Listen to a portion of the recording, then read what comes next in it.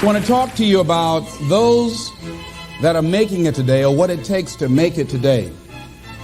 In a time of great uncertainty, and a time of change that's taking place around the world, in a time when people are feeling a great deal of anxiety and fear and reservations about the future, at a time when people are going to work and don't know whether or not they will have a job when they get off, and not necessarily because of their performance, but because of what's happening in the economy. At a time when there are challenges, more so than ever before, in personal relationships. When we look at what's happening on the crime level and what's happening with our youth, that many times I'm sure that we've all taken time just to stop and reflect. Many times when we hear what's happening in the news or read the newspapers, where's all of this leading to? What's going on here? And so I think that now more than ever, we must begin to look at what are the things that we can do that would put us on some firm footing in life, that will enable us to do some things and use some powers that we have, that many of us go through life never ever discovering that we have those things going for us.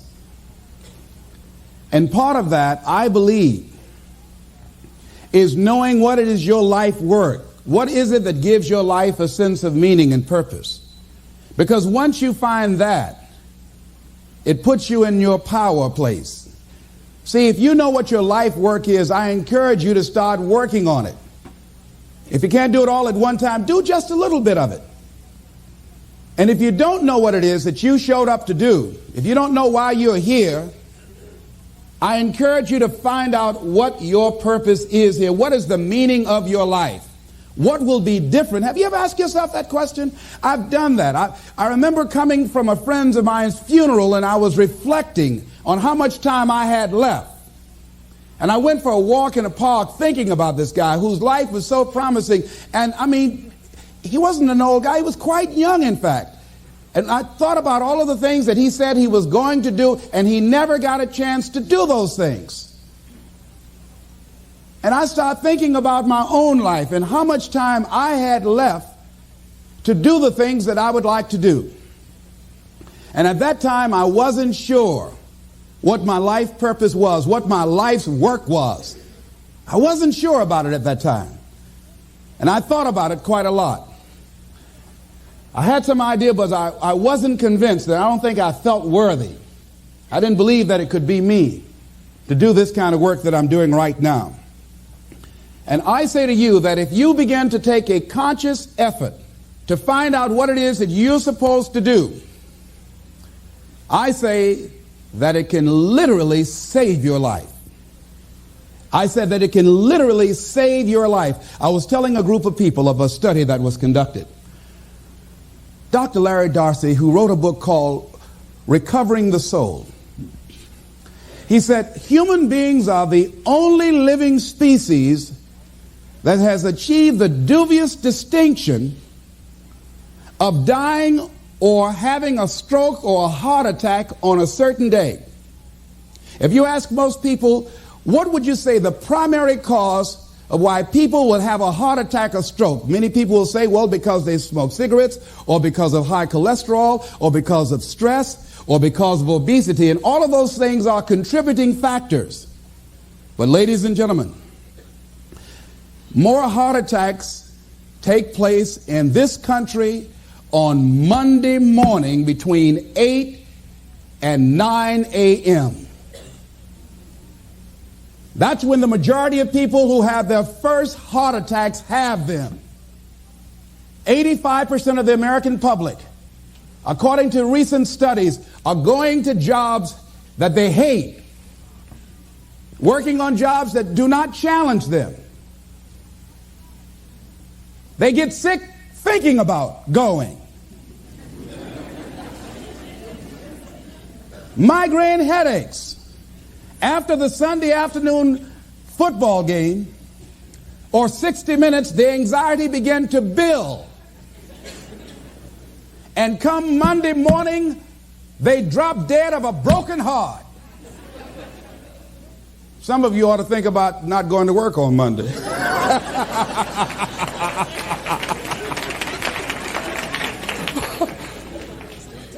about that. People are literally dying to go to work.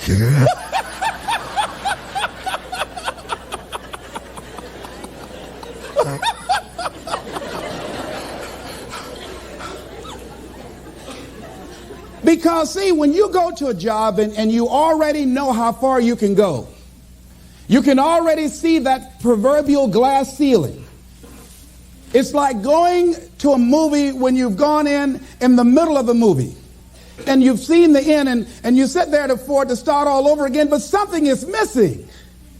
You know what the outcome is going to be. You can't get excited about going through that movie all over again. Am I correct?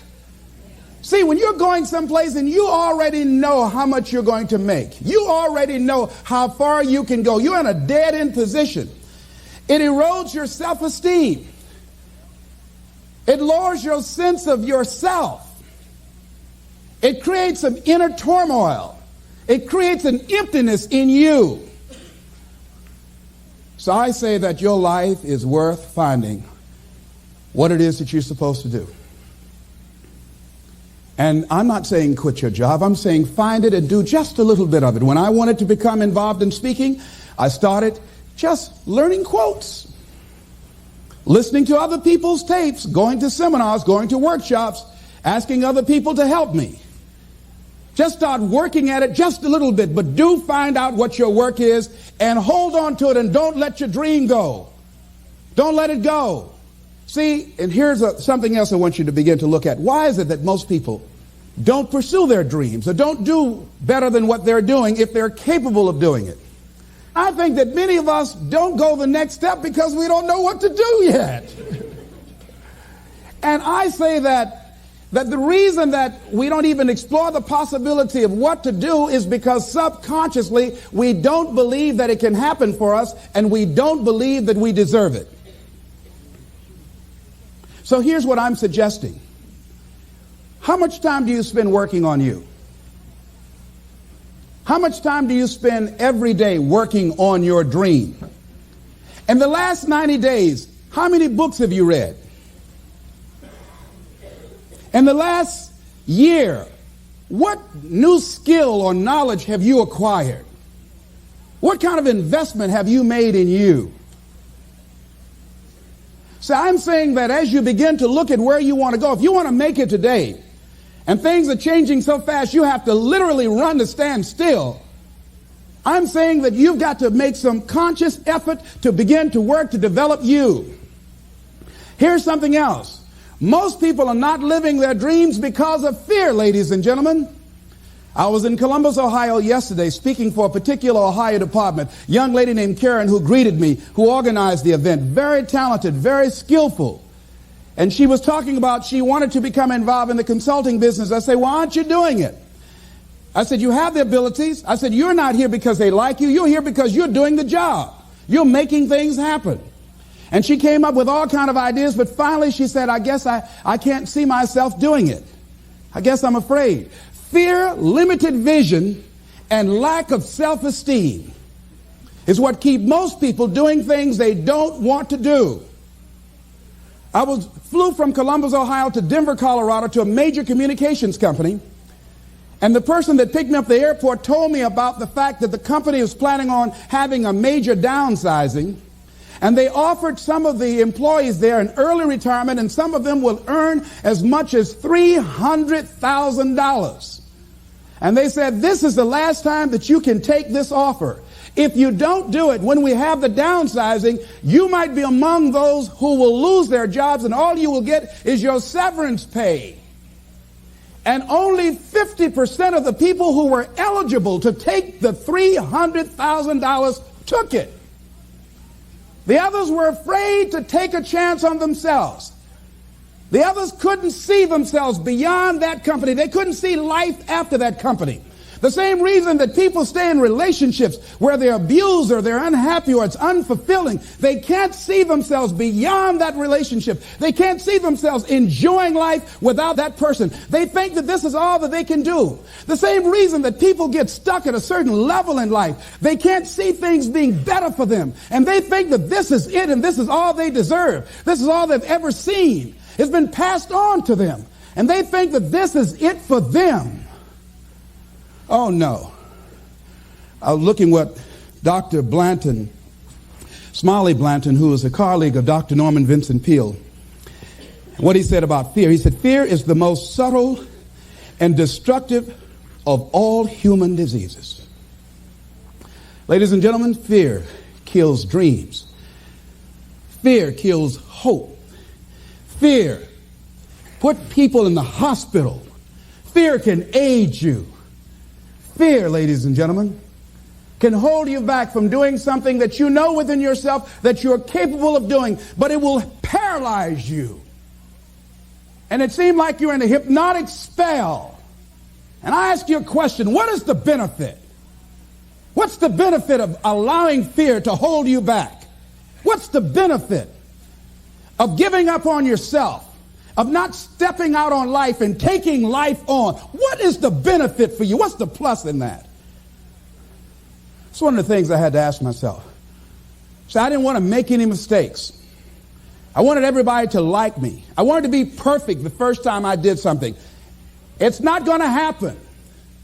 You're going to make some mistakes. You're going to hurt some folks' feelings. You're going to create some enemies whenever you decide that you want to begin to take life on. You've got to ask yourself, how long am I going to allow this to hold me back? I like what Zig Ziglar says. He said, fear is false evidence appearing real. That is an illusion that we create in our mind. It is a state of mind that can be changed. So let's look at how we can begin to take some steps to restructure that fear, to begin to expand our visions of ourselves, to begin to increase our self-esteem. Webster said that self-esteem means confidence and satisfaction in oneself. Look at your life right now. Whatever you've done up to this point in time, your life is working. Whatever you have produced, it came out of you as a result of the kind of person that you have become. It's a result of your choices. It's a result of your consciousness. Now you have to ask yourself, are you satisfied with what you have produced? Is this what you want? Would you like for things to be better than this? Do you believe that you deserve better than this? Or are you content? This is it. You don't have to do anything else. That you've already resigned yourself in life and say, well, I'm happy. I'm not starving like the people in Calcutta. Are you allowing yourself to get off the hook like that? Or do you believe somewhere in the back of your mind or in your heart that there's some other great work for you to do? There's something else that life has for you. And that's why you're here. How do we handle this fear factor? How do we increase our self-esteem? You have to begin to fortify yourself. How do we do that? I believe that you have to begin to consciously monitor your inner conversation and start talking to yourself. Start building yourself up. Sometimes the only good things you will hear about you are the things that you say to you.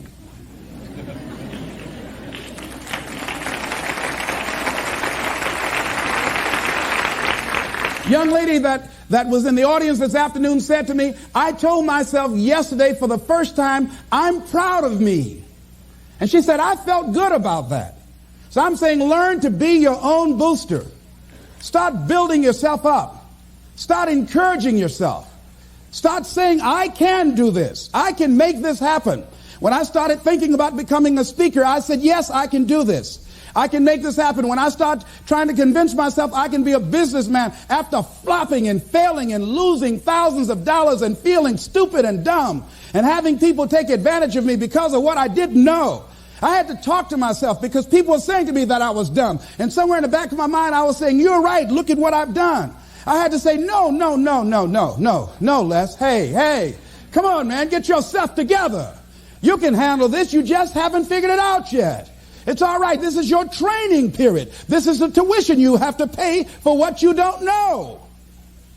You can do this. Other people have done it. It doesn't take an Einstein.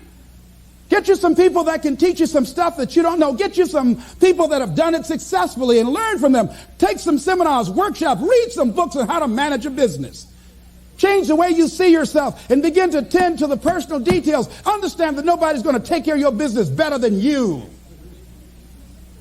And when I start changing that kind of mindset of beating myself up because of my mistakes, and start looking at the possibility of my doing better, of my making the adjustment that would enable me to do what I want to do successfully, things begin to change. And I'm saying, stop beating up on yourself. You do it. I know you do it. I've done it. It's a natural inclination for us to put ourselves down. See, we are born negative, I think, in a negative consciousness because we live in a negative world. See, you don't have to teach children to lie. They'll lie automatically. Did you wet in your pants? No, I did not. Well, what is that? I don't know. You don't have to encourage kids to misbehave. They will do it by themselves. You don't have to encourage them to do the wrong thing. They will do it automatically. You have to correct their behavior. So I'm saying that we have to work through the challenges of life in learning how to begin to work to fortify ourselves. Repeat after me, please. I can live my dream. I can find my purpose in life. And live my purpose. I deserve more from myself. I deserve more from life. Shake somebody's hand on your right and left and say, you deserve more from life too.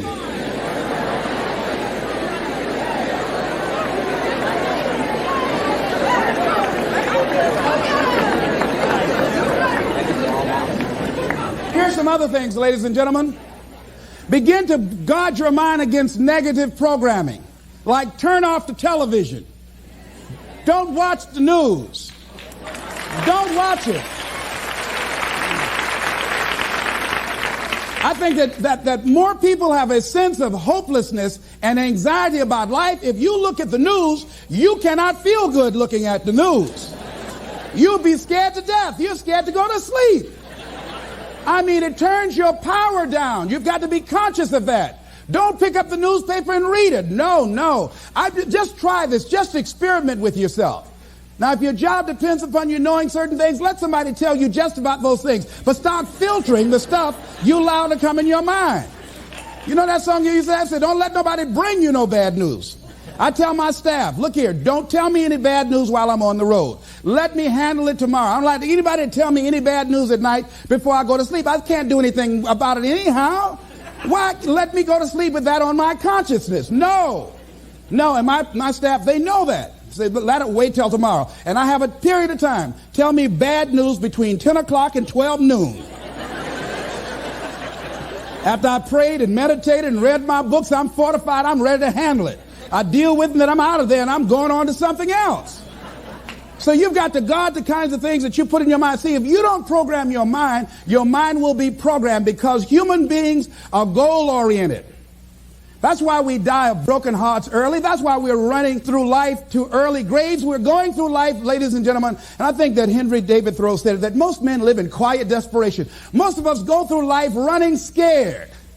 Larry DeAndre, who I think is going to be one of the greatest motivational speakers around today, told me a true story of a friend of his, that every day when he came home from school, when he would get to a certain block in his neighborhood, there was a neighborhood dog that would chase him. And that dog would start after him barking. Boy, he would run, just running from that dog every day. Finally, he just got tired of that dog chasing him every day. He said, this dog come around here today, I'm going to take a brick or something and bust him in the head. So he was walking home that day, minding his own business. Sure enough, same area, there was that dog there.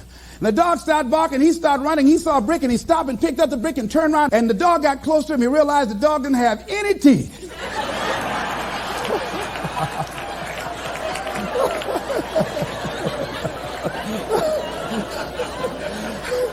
He said he put the brick down and said, get on out my way. And ladies and gentlemen, all our lives, many of us go through life running from things that ain't got no teeth to do us any harm.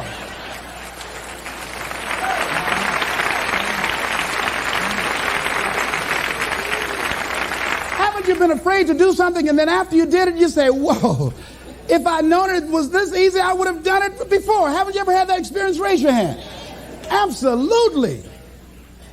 So we created this in our minds, false evidence appearing real. We made it real in our minds. That's why Churchill said there's nothing to fear but fear itself. That's the destructive monster. So turn off things that can contribute to your fear. turn a deaf ear to people that all they can do is talk about how negative things are because they have bought into the consciousness of the world. Start attending workshops, seminars, listening to tapes on a daily basis to begin to recondition your mind, to retrain your thinking. Faith comes by what? Hearing and hearing and hearing. Listen to things that can empower you, that can enable you to create a new reality for yourself, and a new life for yourself. You might appear to be strange around most people. You know, most people think you're strange if you're happy today. People say, how you doing? I said, better than good. Whoa, what's wrong with him? Just go around smiling and watch people. Look at this. Is this a weird guy over here? Because most people don't smile. Watch them. Look at their faces in the morning. Here we go, another Monday morning. How you doing? Haven't had my coffee yet. Don't ask me. See, these people have not found their purpose in life. That's why they're grumpy. That's why they're miserable. That's why they're so negative. They're hurting and they want to hurt other people. So start practicing using programs for your mind. Seminars, books, workshops. Keep a journal. Record your thoughts. What's happening with you? Every day when you get up, have a journal near you. I use a Jack Boland journal so that I can write down my ideas. I keep it by my bed so I can write down my thoughts. See, ladies and gentlemen, we get 3 to 4 thoughts a year that if we would act on those thoughts, they could change our life. Don't say, well, I'll remember that. No, write that thought down. I got a thought today I wrote down. A friend of mine is in the hospital. His morale is low. They're talking about amputating his foot. He's got to feel very bad. So I said, you know, not only am I going to see him, but I can't be there with him all the time. I said, I'm going to create a tape for him that he can listen to that will heighten his level of morale.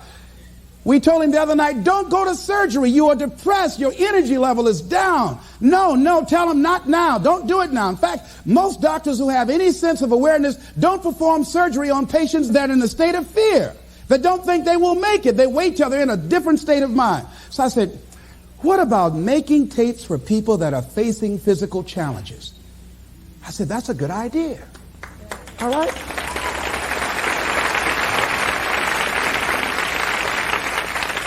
See, there are ideas that can come to you out of things that appear to be negative. I have a friend out of Chicago, just met him. He was 23 years old. And this guy, he went financially bankrupt 2 years ago, ruined his credit. Guess what he decided to do?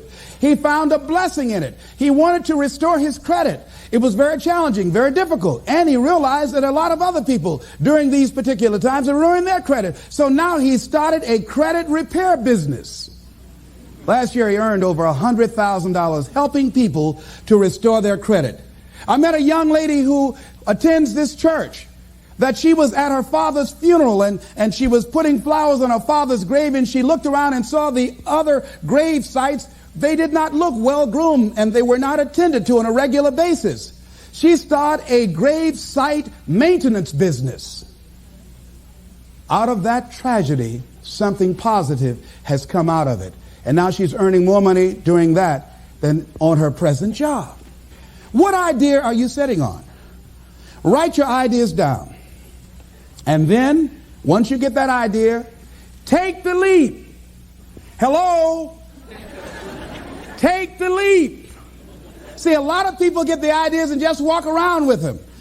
Have you ever had an idea and all of a sudden you looked around and somebody had that idea and gone with it? Think you're going to be going with my hospital idea. Forget that, buddy. We will be out there together, Jack.